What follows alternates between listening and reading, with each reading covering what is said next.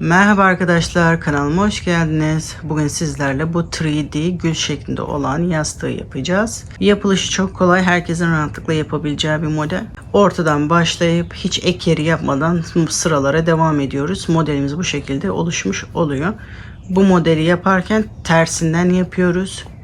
Düzü de bu şekilde oluyor. Bunu yaparken ben hazır yastık kullandım. Daha önceki yuvarlak yastıklarda elyaf denemiştim. Elyaf yuvarlak yastıkların içinde hiç hoş durmuyor. Ezilince o şekilde kalıyor, şeklini geri almıyor. Ben de o yüzden artık hazır yastık kullanıyorum. Eğer bu yuvarlak yastıkları yapacaksanız tavsiyem hazır yastık kullanın. Benim yastığımın çapı 40 santim. Yastığımın ölçülerinde yaptım. Siz istediğiniz ölçüde de yapabilirsiniz. Daha küçük ve daha büyük de yapabilirsiniz. Sizin zevkinize ve tercihinize kalmış. Ben bunun farklı renklerinde yaptım. Gri yaptım. Kırmızı yaptım. Şimdi beyazını da hazırladım. Beyazını da birlikte bitireceğiz. Modelimizi tersten yapıyoruz. Tersi bu şekilde. Sonra yüzünü kullanıyoruz. Modeli ortadan başlıyoruz. Hiç sırayı eklemiyoruz. Sıraya hep devam ediyoruz. Bu şekilde yuvarlaklığını alıyor. Ek yeri yok. En sonunda bu başlangıç yerinde kesiyorum. Bu modeli yaparken bu ipi kullandım ben. İpim %100 akrilik. 4 medium. Normalde 5 mm tığla yapılıyormuş. Ben 6,5 mm tığ kullandım. 6,5 mm tığ kullandım. 5 kullandığım zaman biraz sert oluyordu. O yüzden 6,5 kullandım. Siz ipinizin arkasına tığ önerisine bakın. İpinizin önerdiği numarayı kullanabilirsiniz. Tercihen farklı numaralar tığda kullanabilirsiniz. Ben her ipte farklı tığlar deniyorum. İlk önce kendi önerdiği numarayı deniyorum. Eğer sert geliyorsa bir tık yükselterek deniyorum. Yumuşatana kadar, örneği yumuşatana kadar tığ numarasını yükseltiyorum. Eğer önerdiği numara çok bol, gevşek oluyorsa bir tık küçültüyorum. Eğer önerdiği numara idealse onu kullanabilirsiniz. Şu anda yumuşaklığı benim için iyi, ideal. Yastığımın genişliğini örerken yastığı ölçüyorum. Onun kenarına gelecek şekilde oraya kadar yapıyorum. Ben yurt dışında yaşadığım için yabancı marka ip kullandım. Türkiye'de buna benzer ipleri yorum kısmına yazarsanız diğer arkadaşlarımıza yardımcı olacaktır. Sizlerden ricam kullandığınız ipleri yorum kısmına yazın. Diğer arkadaşlarımıza faydalı olsun. İpim 453 gram, 742 metre ip varmış. Bu model iki parçadan oluşuyor. Biri ön yüzü, biri arka yüzü. Bu büyüklükteki bir ipten geriye kalan bu. Yaklaşık 100 gram ip artmıştır.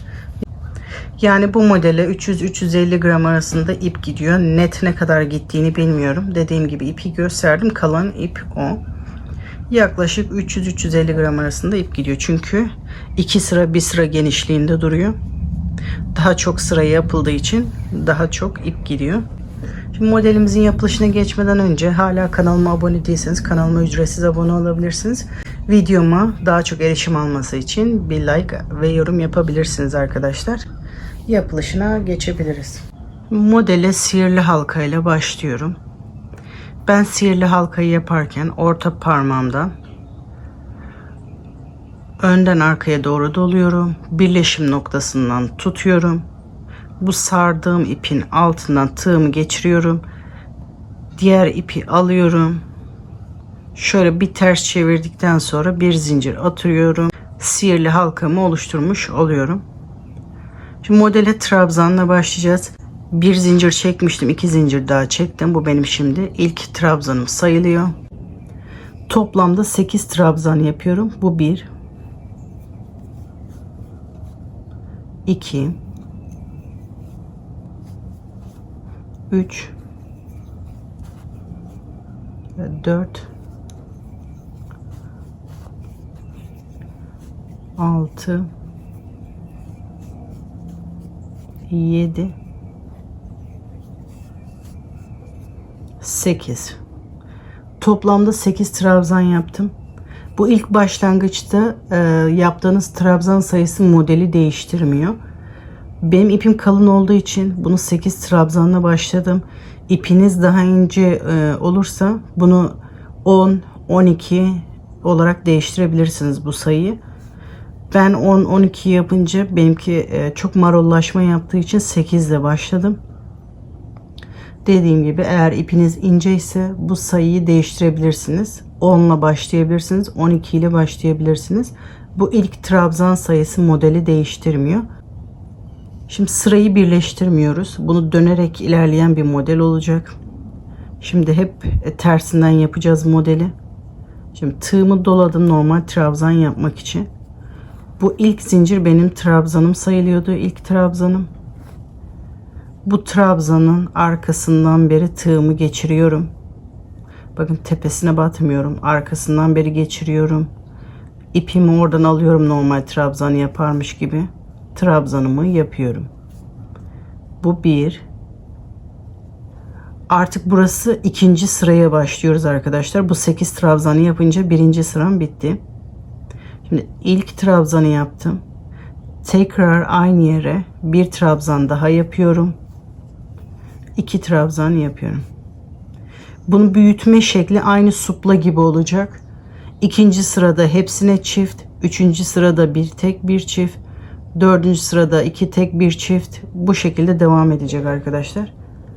Aynı supla gibi büyüteceğiz bunu. Şimdi bütün trabzanların üzerine çift yapacağız. Tığımı doluyorum. Bakın ikinci trabzanın arkasından beri geçiriyorum tığımı. Tepesine batmıyoruz. Bu modelde hep trabzanların arkasından beri yapacağız bu şekilde. Arkasından batarak trabzanımı yapıyorum. 2 adet. Bu 1. Tekrar tığımı doluyorum. Tekrar aynı trabzanın arkasından beri tığımı geçirerek ipimi alıyorum. Trabzanımı yapıyorum. Bütün trabzanlara aynı yapacağız. Başlangıç noktamızı karıştırmamak için bu şekilde küçük örgü kilitli iğnelerinden başlangıç noktasına takalım karıştırmamak için. Şimdi benim başlangıç noktam burası. Şimdi tekrar tığımı doluyorum. Bakın sıradaki trabzanın arkasından beri tığımı geçiriyorum. İpimi oradan alıyorum. Bir trabzan yapıyorum. Tekrar tığımı doluyorum. Trabzanın arkasından batarak bir trabzan yapıyorum. Bu trabzana da 2 tane trabzanımı yapmış oldum. Bütün trabzanları aynı şekilde yapacağız. Tığımı doluyorum. Sıradaki trabzanın arkasından beri bir trabzan yapıyorum. Tekrar tığımı doluyorum. Aynı trabzanın arkasından beri batarak bir trabzan yapıyorum. 2 adet trabzan olmuş oldu.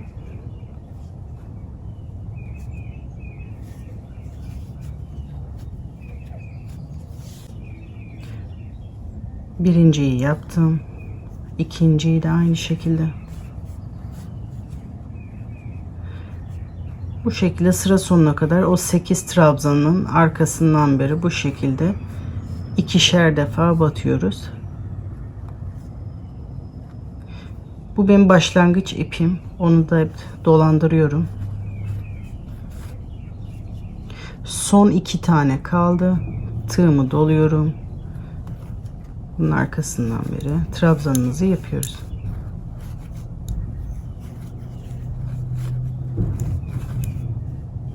Sonuncusunu da yapıyorum.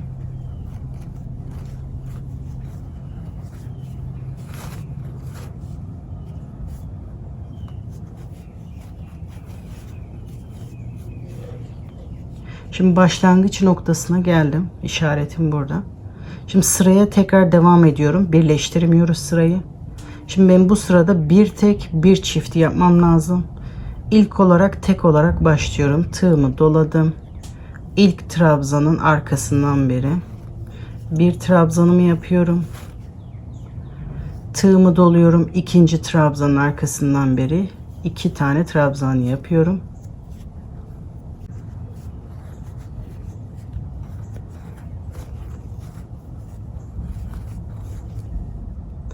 Yanındaki trabzandan bir tane yapıyorum. Bakın bir tek, bir çift, bir tek, şimdi çift. Yani 2 tane yapıyorum yanındaki trabzanın arkasından beri. 2 trabzan yapıyorum. Bu modelde hep bu şekilde arkasından olacak. Tekrar tığımı doluyorum. Bir tane yapıyorum. Şimdi çift yapmam gerekiyor. Arkasından beri 2 tane yapıyorum.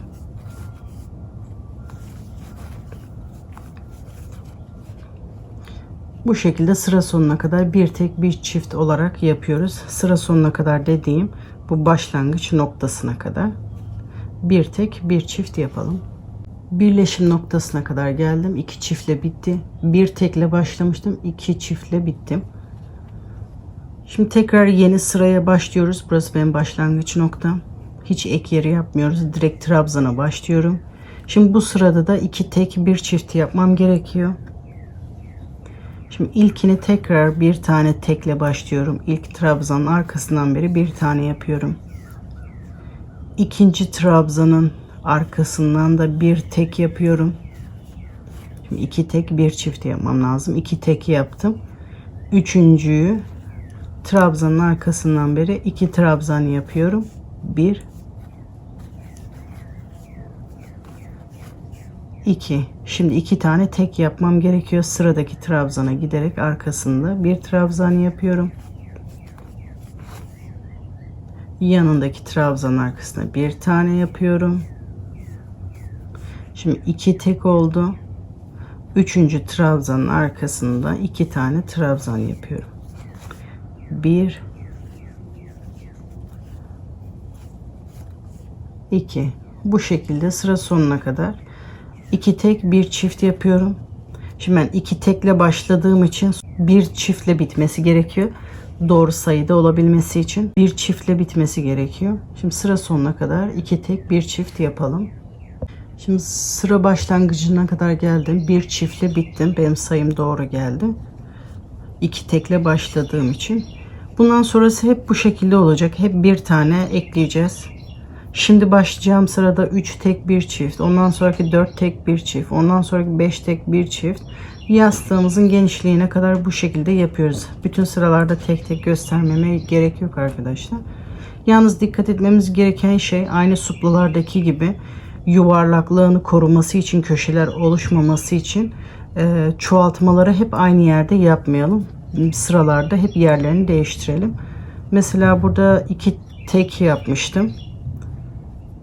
Şimdi bir tek yapıyorum bu sırada. Şimdi bir çift olarak başladım. Çünkü bu çoğaltma yerleri aynı yere denk gelmemesi için her sırada yerini değiştirin. Şimdi bir tekle başladım. Bir çift yaptım. Şimdi 3 tek bir çift yapıyorum. 1 2 3. Şimdi bir çift yapıyorum. Şimdi bundan sonra sıra sonuna kadar 3 tek bir çift yapıyorum. Bitince de biterken 2 tek olarak bitecek burada. Çünkü bir tanesini burada yapmıştık. Sonra arada 3 tek olmuş oluyor. Bitince 2 tek olarak bitecek. Sıramızı bu şekilde yapmak istediğimiz genişliğe kadar yapıyoruz. Bakın hep tersinden yapıyoruz ve trabzanların arkasına batıyoruz. Ve bu şekilde gül olmaya başlıyor. Ben 8 tane başlayınca benimki bu şekilde düz oluyor. Eğer sizinki ipiniz ince olduğu için belki şapka şeklinde olabilir. Buna ekstra trabzan ekleyebilirsiniz. Dediğim gibi 10, 12. İlk başlangıçta yaptığınız trabzan sayısı modeli etkilemeyecek. Sadece şeklini düzgün bir şekilde olmasını sağlayacaktır. Bu şekilde başlangıç noktasına da bir kilitli iğne takalım arkadaşlar. Yeri karıştırmayalım yoksa sayılar tutmayacaktır. Bu şekilde yapmak istediğimiz genişliğe kadar yapalım arkadaşlar. Şimdi ben yastığım genişliğince yaptım bunu. Bu şekilde 2 adet hazırlıyoruz. Bu son sırada direkt bu şekilde trabzanlı olarak bitirmiyoruz. Geçişi biraz yumuşatmak için çakma trabzan sık iğne yaparak modeli bitirmiş oluyoruz. Tığıma doluyorum. Çakma trabzan yapıyorum. İkincisini de çakma trabzan yapıyorum. Son ikisini de normal sık iğne yapıyorum.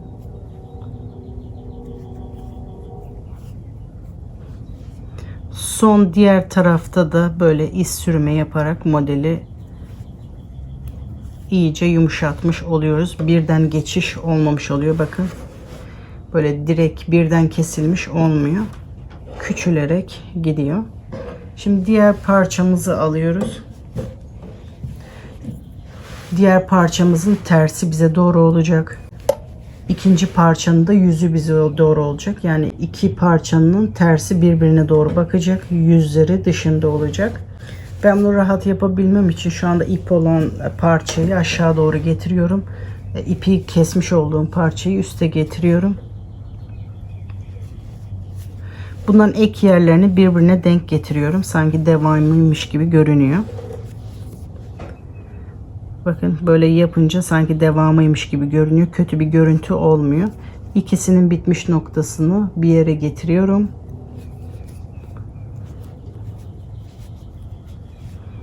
Şimdi bu son yaptığım ve bu sıradaki ilmeğin birer tane teline batıyorum bakın. Bu ön parçada son ilmeğin arkadaki teline, şu anda elimde olan yani arkadaki parçanın sıradaki ilmeğinin tek telinden alıyorum.